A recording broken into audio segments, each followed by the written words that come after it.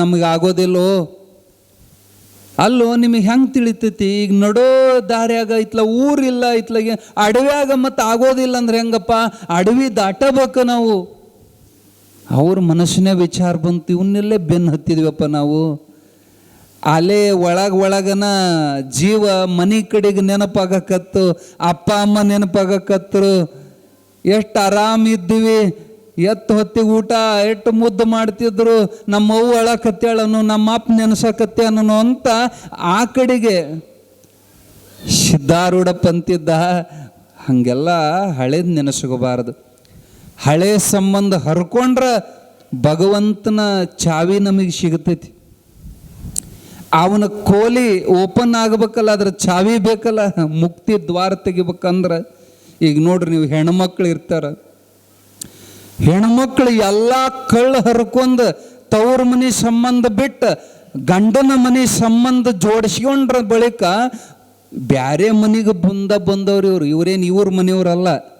ಆದ್ರೆ ಹೊಂದಾಣಿಕೆ ಆಗ್ತಾ ಗಂಡನ ಯಾ ನಮೂನೆ ಹೋಲಿಸ್ಕೊಂತಾರಂದ್ರ ದುಡಿಯಾವವ, ದುಃಖ ಪಡಾವವ, ತರಾವವ, ತಂದು ಕೊಡೋದು ಹೆಂಡತಿ ಕೈಯಾಗ, ದುಡ್ಡು ಇಡಕ್ಕೆ ಈಕಿ, ಚಾವಿ ಈಕಿ ಕೈಯಾಗ. ಏನಾರ ಬೇಕಾದ್ರೆ ಅಕ್ಕಿನ ಕೇಳ್ಬೇಕು. ಇವ ದೊಡ್ಡದು ಅಕ್ಕಿ ಕಡೆಯಿಂದ ಇಸ್ಕೊಂಡವ. ಹೌದಿಲ್ಲ? ಯಾಕ? ನಂಬಿಕೆ. ಈಕಿ ಆ ಕಳ್ಳ ಹರ್ಕೊಂಬಂದಾಳ, ನನ್ನನ್ನೇ ಸರ್ವಸ್ವಂತ ಒಪ್ಕೊಂಡಾಳ ಅಂದ ಬಳಿಕ ನಂದೆಲ್ಲ ಈಕಿದಂತ ಚಾವಿ ಕೊಡ್ತಾನ.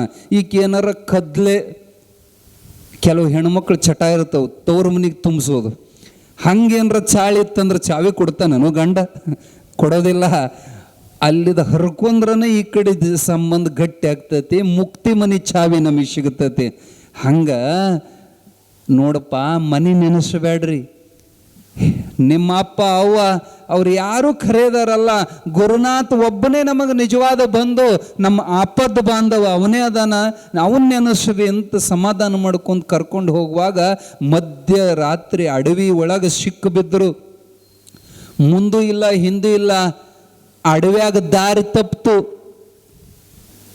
ಅಡವ್ಯಾಗ ದಾರಿ ತಪ್ತು ಅಂದ್ರೆ ಭಾಳ ಫಜೀತಿ ಆಗ್ತೈತಿ. ಒಟ್ಟ ದಾರಿ ಸಿಗೋದಿಲ್ಲ. ಹೆದರಿಕತ್ತು, ಎಲ್ಲಿ ದಾರಿ ಇಲ್ಲ, ಕಂಗಾಲಾಗಿ ಸಿದ್ಧನ ತಬ್ಬಿಕೊಂಡು, ಸಿದ್ಧ ಇದನ್ನು ಸಾಯ್ತವ ನಾವು, ಅಡವಿ ಹೆಣಾಕವ್ ನಾವು, ಹಿಂಗೆ ಅನ್ನೋ ಹೊತ್ನ್ಯಾಗನ ಯಾರು ಭಾಳ ಹೆದರ್ತಾರ ಅವ್ರಿಗೆ ಹೆದರ್ಸುತ್ತತಿ ಪ್ರಕೃತಿ.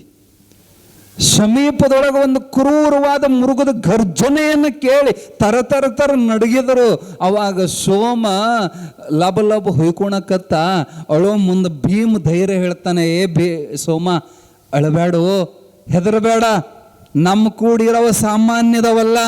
ಸತ್ ಹಾವು ಬದುಕಿಸಿದವ, ಸತ್ ಎಮ್ಮೆ ಬದುಕಿಸಿದವ, ಸತ್ತ ದೇವದತ್ತನ ಬದುಕಿಸಿದ ಪರಮಾತ್ಮನ ಅವತಾರ ಸಿದ್ಧ ಇರುವಾಗ ನಾವ್ಯಾಕೆ ಹೆದರೋದು? ಹೆದರಬೇಡ ಅಂತ ಧೈರ್ಯ ತುಂಬಿದ. ಅಂತೂ ಅವನು ವಿವೇಕವಾಗಿ ಜಾಗೃತ ಆತು. ಅವಾಗ ಸಿದ್ಧಂತನ ಅಳಬೇಡ್ರಿ. ಗುರುನಾಥನ ನಮಗೆ ಹೆದರಿಸ್ತಾನ. ಈ ಮುಕ್ತಿ ಮಾರ್ಗ ಅನ್ನೋದು ಸರಳಿಲ್ಲ. ಹರ ತನ್ನ ಭಕ್ತರ ತಿರುವಂತೆ ಮಾಡುವ, ಅರೆದು ನೋಡುವ ಕಬ್ಬಿನ ಕೋಲಿನಂತೆ, ಅರಿದು ನೋಡುವ ಚಂದನದಂತೆ, ಗಂಧಾತ್ಯದಂಗೆ ತೇತಾನ. ಕಬ್ಬು ಗಾಣದ ಹಾಕಿ ನುರಿಸಿದಂಗೆ ನುರಿಸ್ತಾನ, ತಿರ್ಕೊಂಡು ತಿನ್ನಂಗೆ ಮಾಡ್ತಾನ, ಕೊಡಬಾರ್ದು ಕಷ್ಟ ಕೊಡ್ತಾನ. ಇವರು ಹೇಡಿಗಳದಾರೋ ಏನು ಶೂರರದಾರೋ ಅಂತ ನಮ್ಮನ್ನ ಪರೀಕ್ಷೆ ಮಾಡ್ತಾನ. ಅಂತರಂಗದೊಳಗೆ ಗುರುನಾಥ ಕುಂತ ನಿಮಗೆ ಹೆದರಿಕೆ ಹಾಕಕತ್ಯಾನ. ಹೇಡಿಗಳಾಗಬೇಡ್ರಿ. ಅಲ್ಪ ದುಃಖಕ್ಕೆ ಭಯಪಟ್ಟು ಶಾಶ್ವತ ಸುಖದ ಮಾರ್ಗವನ್ನು ತ್ಯಜಿಸಿದರೆ ಅಂಥ ಹೇಡಿಯ ಮೇಲೆ ಕಲ್ಪಾಂತರಕ್ಕಾದರೂ ಸದ್ಗುರುನಾಥ ಕೃಪೆ ಮಾಡನು. ಹೇಡುಗಳಾಗಬಾರ್ದು ನಾವು.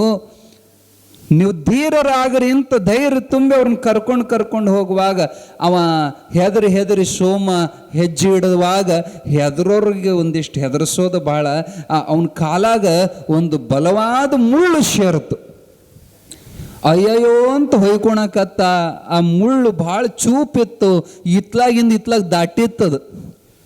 ಅವನು ಅಳೋದನ್ನು ನೋಡಿ ಇಬ್ಬರು ಸಮಾಧಾನ ಮಾಡಿ, ಒಬ್ಬ ಕೈಕಾಲು ಹಿಡ್ಕೊಂಡ, ಒಬ್ಬ ಹಿಡಿದು ಗಟ್ಟಿ ಮಾಡಿ ಕಿತ್ರ ರಕ್ತ ಚಿಮ್ಮಕತ್ತು.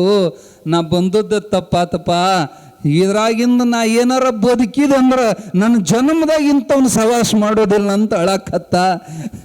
ಆಯಿತು, ಏನೋ ಅದು ಒಂದು ಹುರುಪದಾಗ ಗುರುಗಳನ್ನ ಬೆನ್ನು ಹತ್ತುತ್ತಾರ. ಆದರೆ ಗುರುಗಳನ್ನ ಕೊನೆ ತನಕ ಕೈ ಹಿಡಿಯೋದು ಭಾಳ ಕಠಿಣ ಐತಿ. ಇರಲಿ, ಅವಾಗ ಹೆಂಗೋ ಸಂಭಾಳಿಸ್ಕೊಂಡು ಅದು ಅವ್ರ ಹಣೆ ಬರೋ ಎಂಥ ಸುಮಾರು ಇರ್ಬೇಕ್ರಿ. ಅದೇ ವೇಳೆಕ್ಕನೆ ಕಡಲ್ ಅಂತ ಸಿಡ್ಲು ಹೊಡೆಯಕತ್ತು.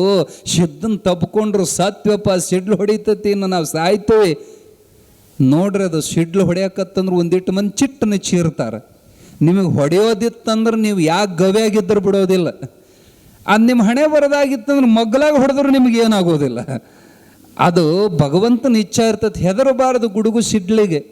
ಆದ್ರೆ ಅವ್ರು ಚೀರಾಕತ್ರು, ಅಳಕತ್ರು. ಹೆದರಬ್ಯಾಡ್ರು, ಶಿವಾಯ ನಮ ಅನ್ರು. ಚೀರೋದಕ್ಕಿಂತ ಶಿವಾಯ ನಮ ಅನ್ರಿ, ಭಗವಂತನ ನೆನಸ್ರಿ. ಕಷ್ಟ ಬಂದಾಗ ಭಗವಂತನ ಧ್ಯಾನ ಮಾಡ್ರಿ ಇಂಥವ್ರ ಧೈರ್ಯ ತುಂಬಿ ಹೋಗೋವಂತ ಧಾರಾಕಾರವಾಗಿ ಮಳೆ ಸುರಿಯಕತ್ತು. ಎಲ್ಲ ತೋದು ತಪ್ಪಡೆ ಆದರು, ನಡಗಾಕತ್ರು. ಸಿದ್ಧನ ಕಾಲು ಹಿಡಿದು ಅಳ್ತಾರಿಬ್ಬರು. ಸಿದ್ಧ, ನಿನ್ನ ದೇವ್ರು ಇದ್ದಂಗೆ ಈಗ ನಮಗೆ ಭಗವಂತದ ನೀನ ದೇವ್ರಂತ ನಿನ್ನ ಕಾಲು ಹಿಡ್ಕೊಂತೀವಿ. ನಮ್ಮನ್ನ ಅಡವಿ ಹೆಣ ಮಾಡಬೇಡ ಸಿದ್ಧ, ಯಾವ್ದಾರ ಊರಿಗೆ ನಮ್ಮನ್ನ ಕರ್ಕೊಂಡು ಹೋಗೋ ಅಂತ ಅಳುವಾಗ ದಯಾ ಬಂತು. ಪಾಪ ನನ್ನ ಸಲುವಾಗಿ ಬೆನ್ನು ಹತ್ಯಾರ, ಇಷ್ಟು ಕಷ್ಟಪಡಕತ್ಯಾರ. ಏ ಹುಡುಗ್ರ ಅಳಬೇಡ್ರಿ. ಅಲ್ಲಿ ನೋಡ್ರಿ, ದೂರದೊಳಗೆ ಬೆಳಕು ಕಾಣಿಸ್ತಾ ಐತಿ. ದೀಪ ಉರಿಯಾಕತ್ತೈತಂದ್ರೆ ಅಲ್ಲಿ ಊರೈತಂತ ನಿಶ್ಚಯ ತಿಳ್ಕೊಬೇಕು. ಬರ್ರಿ ಅಂತ ಅವ್ರನ್ನ ಕರ್ಕೊಂಡು ಅವಸರದಿಂದ ಹೆಂಗೋ ಒಂದು ಊರು ಹೊರಗ, ಅಷ್ಟೊತ್ತಿಗೆ ಮಳೆ ನಿಂತಿತ್ತು. ಊರು ಹೊರಗ ಒಂದು ಗುಡಿ, ಮಧ್ಯರಾತ್ರಿ ಅಲೆ 10:30 11 ಗಂಟೆ ಆಗೈತೆ. ಆ ಗುಡಿ ಹೊಕ್ಕರು. ಗುಡಿ ಹೊಕ್ಕ ಅದು ಹನುಮಪ್ಪನ ಗುಡಿ. ಊರು ಹೊರಗ ಹಾಳು ಬಿದ್ದಿತ್ತು.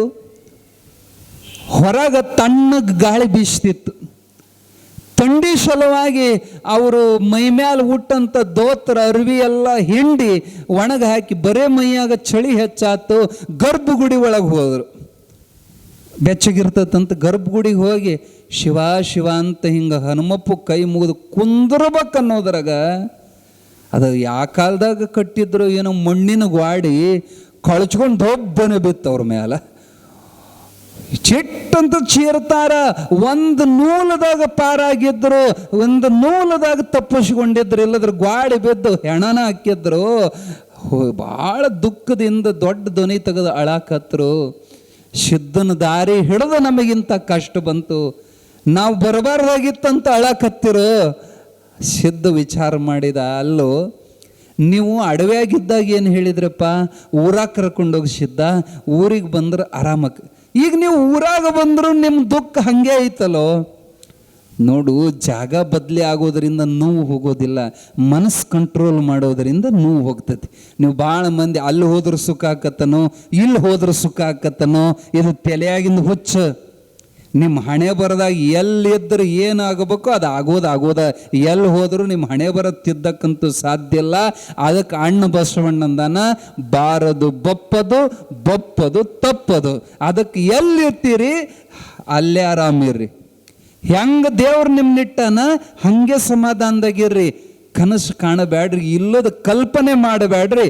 ಭಗವಂತ ಇಟ್ಟಂಗ ಕೊಟ್ಟಿದ್ದು ತಿನ್ನಬೇಕು, ಇಟ್ಟಂಗ ಇರಬೇಕು, ಪರಶಿವನು ಕರೆದಾಗ ನಡಿಬೇಕು. ಕೊಟ್ಟಿದ್ದು ತಿನ್ನಬೇಕು, ಇಟ್ಟಂಗ ಇರಬೇಕು, ಪರಶಿವನು ಕರೆದಾಗ ನಡಿಬೇಕು. ಎಷ್ಟು ಚಂದ ಹೇಳ್ಯಾರ ಅವರು. ಅವನು ಕೊಟ್ಟದ್ದು ತಿನ್ನಬೇಕು, ಇಟ್ಟಂಗಿರ್ಬೇಕು. ಅಲ್ಲಿ ಹೋದ್ರೆ ಚಲೋ ಆಕತಿ, ಇಲ್ಲಿ ಹೋದ್ರೆ ಅವೆಲ್ಲ ಕಲ್ಪನೆಗಳನ್ನು ಮಾಡಬಾರದು. ಈಗ ನೀವು ಊರಾಗ ಬಂದರೂ ನಿಮ್ಮ ದುಃಖ ಹಿಂಗೆ ಉಳ್ದತ್ತಲ್ಲೋ ಅಂತ ಅವರಿಬ್ಬರು ಹಣಿ ಬಿಡ್ಕೊಂಡ್ರು. ಚಾಲು ಮಾಡಿದ್ನಪ್ಪ ಅವನು ಪುರಾಣ. ಕೆಲವರಿಗೆ ಒಳ್ಳೆ ಮಾತು ಹೇಳಿದ್ರೆ ಅದು ಅವ್ರಿಗೆ ಒಂದು ನಮೂನೆ ಆಕತಿ. ಎಲ್ಲರಿಗೂ ಅದು ಹಿಡಿಸೋಲ್ಲ. ಸುಮ್ಮನೆ ಅದು ಏನು ನಮ್ಮ ಪುಣ್ಯನೋ ಏನು ನಿಮ್ಮ ಪುಣ್ಯನೋ ನಿಮಗೆ ಹಿಡಿಸಾಕತ್ತೈತಿ. ನೀವು ಟಿ ವಿ ಬಿಟ್ಟು ಬಂದಿರಲ್ಲ, ಇದು ದೊಡ್ಡ ಕಮಾಯ. ಇದು ಅಗದಿ ಚಲೋ ಧಾರಾವಾಹಿ ಚಲೋ ಆಗೋ ಟೈಮ್ದಾಗ ಪುರಾಣ ನಿಮಗೆ ರುಚಿ ಹತ್ತೈತಂದ್ರೆ ಇದು ನಮ್ಮ ನಶೀಬ್ ಅನ್ಬೇಕು. ಇರಲಿ, ಚಲೋ ಮಾಡಿದಪ್ಪ ಇವನು ಪುರಾಣ ಅಂತ ಇಬ್ಬರು ಹಣಿ ಬಡ್ಕೊಂಡ್ರು. ಆ ಸಿದ್ಧಗೆ ಕಾಲು ನೋವಾಗಿತ್ತು, ಸೋತಿದ್ದ, ಮಕ್ಕೊಂಬಿಟ್ಟ. ಹೊರಗೆ ಪಟಾಂಗಣದೊಳಗೆ ಮಲಗಿದ. ಇವು ಎರಡು ಮಕ್ಕೊಂಡಿದ್ದವು. ಅವಕ್ಕೆ ಮಧ್ಯಾಹ್ನದ ಊಟ ಸಿಕ್ಕಿದ್ದಿಲ್ಲ, ರಾತ್ರಿ ಊಟ ಸಿಕ್ಕಿದ್ದಿಲ್ಲ, ಹೊಟ್ಟೆ ಹಸ್ದ ಕಂಗಾಲಾಗಿದ್ದು. ಇವಕ್ಕೆ ನಿದ್ದೆ ಹತ್ತುವಲ್ದು. ಸಿದ್ಧ ನಿದ್ದೆ ಮಾಡಿದ, ಇವರಿಬ್ಬರಿಗೆ ನಿದ್ದೆ ಹತ್ತುವಲ್ದು. ಉಳ್ಳಾಡಿ ಅವನ್ ತಿವ್ದು ಇವನ್